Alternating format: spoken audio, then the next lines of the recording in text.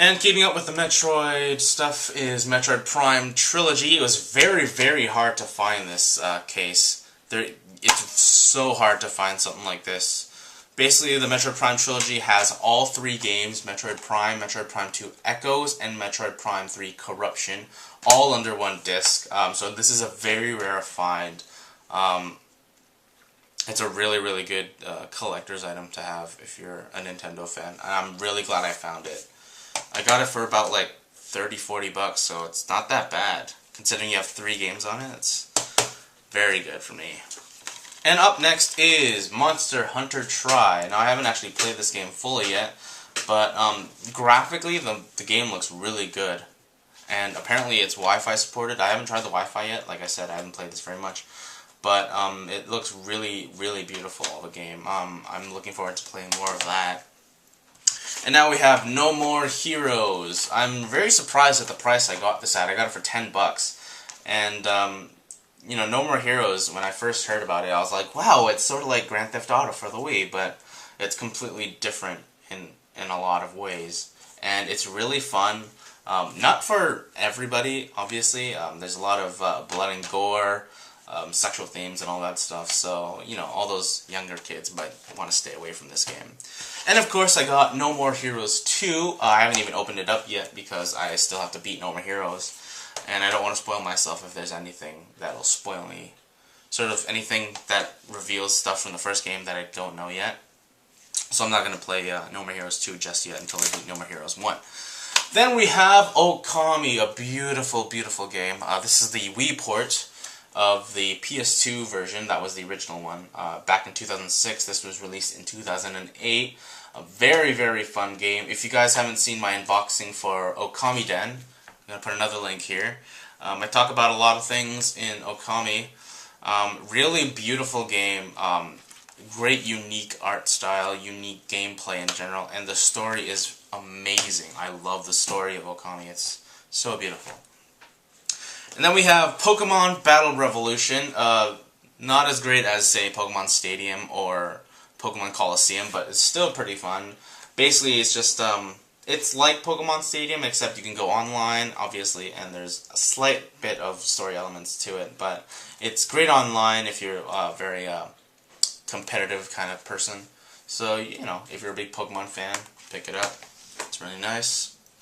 Now we have Prince of Persia, The Forgotten Sands. You actually get a bonus disc, I believe. Prince of Persia, the original, for, I forget what system. But apparently you get that bonus disc. I haven't tried this yet. I haven't played much of Prince of Persia. The Wii version isn't that amazing, so I don't know. I might pick it up again later on in life. And then we have Red Steel. This is another launch title for the Wii. A really fun game, in my opinion. Very underrated, I guess. I don't know. I haven't heard that many reviews on Red Steel. I mean, the graphics are really, really bad since it is one of the first Wii games. But the gameplay is actually, sorry, the gameplay is really fun, to be honest. Like the shooting of the guns and the sword fighting. I mean, it's really, really fun to play, considering it to be a first title. And then we have Red Steel 2. It's not really a sequel to Red Steel because the plot is completely different. But it does, wow, dry voice. It heavily promotes the Wii Remote Plus. One of the first games to use Wii Remote Plus, actually. Or not Wii Remote Plus, Wii Motion Plus. But since I have a Wii Remote Plus, I've been playing it with that. But so far, it's a pretty fun game, too. The art style is much different. This one is more realistic. This one is has more of a cel-shaded look, so it's still pretty good. Next up, we have Resident Evil 4 Wii Edition, and you guys are all like, "Woo, Resident Evil 4." Personally, I have not beaten this game yet. I know, I'm getting so much hate for it, but again, my friend is a big fan of Resident Evil, so I'm really looking forward to playing this a lot more and actually beating it. I've only got up to maybe like halfway, or about halfway, 2/3, around there. But it's still a pretty fun game. And next up is Sonic Colors, one of the very few new-gen Sonic games that are actually fun. Oh, Sonic Heroes. It's a fun game. But you know, Sonic Colors going back to its roots with its high speed, high flying, not flying, but like really high speed stuff. And the levels are really pretty in this game. I like this. I like this game a lot. I haven't beaten it obviously, but it's a very fun game. Apparently it has Wi-Fi. I don't know what that's about, but I haven't tried the Wi-Fi yet, so we'll see what. I think it's about like rankings and scores and all that stuff, like times. Oh, great stuff. And then we have Soul Calibur Legends. This is not one of the mainstream Soul Calibur games. It's not a fighting game per se. It's actually more of an adventure game that uses some characters from Soul Calibur. It actually shows the backstory behind the character Nightmare, who is Siegfried, later revealed in Soul Calibur 4. So if you want to know more about the backstory, you can probably get this game. It was an okay game. The story was good, but I would much rather have the fighting stuff, the fighting style. And then we have Star Wars The Force Unleashed. Oh yes, the introduction of the apprentice of Darth Vader. This version of the game isn't the best, again, because it's the Wii version. I always get thrown to the side. But still, it's kind of fun. It's pretty fun. I still have to get The Force Unleashed 2. I might actually get that for the Wii. Surprise, surprise. Maybe, maybe not. I don't know. And then, of course, the big game is the Super Mario All-Stars, the 25th Anniversary Edition. It's all the NES, or the SNES versions of Super Mario Bros., Mario Bros. 2, Mario Bros. 3, and the Lost Levels, which is the original Mario Bros. 2 in Japan. If you're a classic gamer kind of guy, this is definitely one to get. You even get a bonus soundtrack CD, which spans all the, like they have a song for each of the games of the past 25 years up to Super Mario Galaxy 2, which is really, really nice. And speaking of Super Mario Galaxy, I have the first one and the second one. I'm showing these both to you at the same time because the gameplay is very, very similar. In fact, they're identical. The new things in Super Mario Galaxy, there are a few suits that you can't have in Super Mario Galaxy 2, such as the Boo suit and the Ice Mario, which I really like the Ice Mario in this game. Oh no, Fire Mario you can't get in this game. So yeah. But Super Mario Galaxy and Super Mario Galaxy 2, definite must-haves for any Wii owner. Very, very fun game, and I love the fact that they added Yoshi back into this game. I haven't seen him since Super Mario Sunshine. And still going on with Super Mario is Super Paper Mario. Now I am doing a Let's Play project of Paper Mario. Put another link right here. But the first two Paper Mario games were RPG style. This does have RPG elements in it, but it's more of a platformer style, so it goes back to the classic Super Mario Brothers type stuff, but it includes some paper-themed stuff in it. It's really fun, but a lot of people are hating on it because it doesn't have as much RPG styles as the first two Paper Mario games, but it's still a really fun game. The dialogue and like the story is pretty interesting as well. And next up is one of the bigger games of the Wii's lifetime, is Super Smash Bros. Brawl. Some people might call it overrated by now, but it's a really fun game. Fun with friends, fun by yourself sometimes. Great array of characters. You got Sonic and Snake, obviously. Oh, and by the way, Super Smash Bros. For the Wii U and the 3DS, that is going to be freaking amazing. I can't wait for that. They better have much better characters. I'm hoping for maybe like a Final Fantasy character. Maybe. Hoping.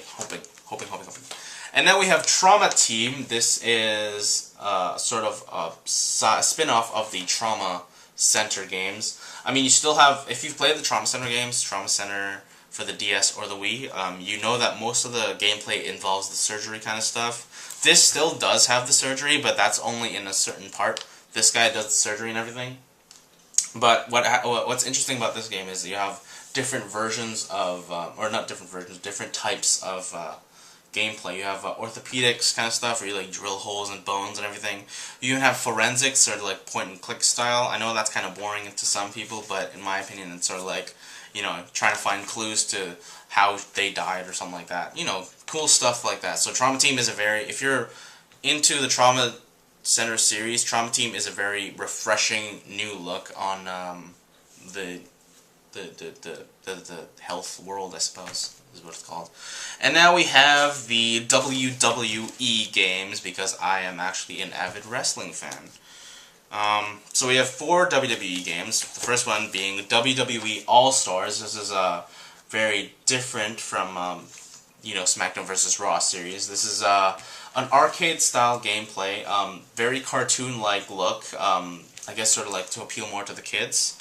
The whole PG era thing. Blah blah blah blah. Really fun. You get to play both as current superstars that are active right now, and superstars from the past, like legends such as Hulk Hogan, Brother, Ultimate Warrior, Macho Man Randy Savage.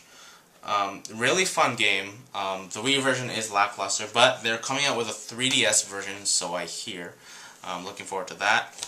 And then we have the 3 SmackDown vs. Raw titles. SmackDown vs. Raw 2008, featuring ECW. One of the weaker games of the SmackDown vs. Raw games, or franchise. I don't know how it plays on like the PS2 or the other higher caliber consoles, but the Wii version was pretty lame. Because you had to use a Wii Remote and Nunchuck to do your taunts, like the DX Suck It taunt, and, you had to like, punch and stuff. It was really annoying, and the graphics weren't that great either. And you only had like 3 or 4 match types, which is really lame. And now we have SmackDown vs. Raw 2010. I know I didn't get a chance to get 2009, and that's like the only SmackDown vs. Raw Wii game that has Wi-Fi on it, which is kind of lame. But SmackDown vs. Raw 2010 is also fun. There's a little mode that it was introduced in 2009 called Road to WrestleMania. Basically, you can take a superstar and go through their Road to WrestleMania. Has various cutscenes and branches out into different things depending on your decisions and stuff. And 2010 introduced Create a Superstar version of Road to WrestleMania. Basically, you pick a superstar that you created and go through their Road to WrestleMania, yada yada yada. Pretty fun game, a lot better than 2008, trust me. I don't know how well 2009 did because I don't have that version. I mean, I have played the PS2 version, but yeah, it's pretty good. And so far, 2011 is probably the most played WWE game that I have right now. Mostly because of the WWE Universe mode. I'm really in love with that concept. Basically, you can take superstars and like start feuds and tag teams and stuff like that. It's a really fun thing to do. Basically, you like go through careers of like different superstars. It's really fun. It's sort of like General Manager mode from 2007, if you're a really big fan of that. And I can't wait for WWE 12. They say that the Universe mode is going to be a lot better. The superstars look greater. Just the overall feel of WWE 12 is going to be amazing. I don't know why. There's a reason why they canceled the SmackDown vs. Raw name title thing, because it's really irrelevant. Especially now, considering... okay, now this is me as a WWE fan talking. Now, considering they're making more super shows, like the Raw Super Show and Super SmackDown, bringing both superstars from both brands together as one sort of thing. But I digress, that's my WWE fanboyism talking. So that is my entire collection of Wii games. I'm probably going to split this into 2 parts. So this is most likely the end of part 2. And that's it for my first vlog thing video, I guess. I guess if I do split this into 2 parts, would I upload them on the same day? That's beside the point. Alright, so hopefully you guys enjoy this. I'm going to do another set later on, probably tomorrow. If not, then, whatever. So feel free to subscribe. There's a subscribe box right up there. Leave a comment down there. And I'm going to put some links to some other channels. Here we have the Jer and Matt channel. This is where Matt and I just chill out, hang out, and play some video games. That's Free Time Fridays, and we're probably going to do some vlogs later on that channel. And on this channel is Triforce Plus One. That's my main gaming channel. My main channel, really. Right now I'm doing a Let's Play project of Paper Mario, so if you like that, you can go check that out, maybe subscribe. And yeah, that's pretty much it.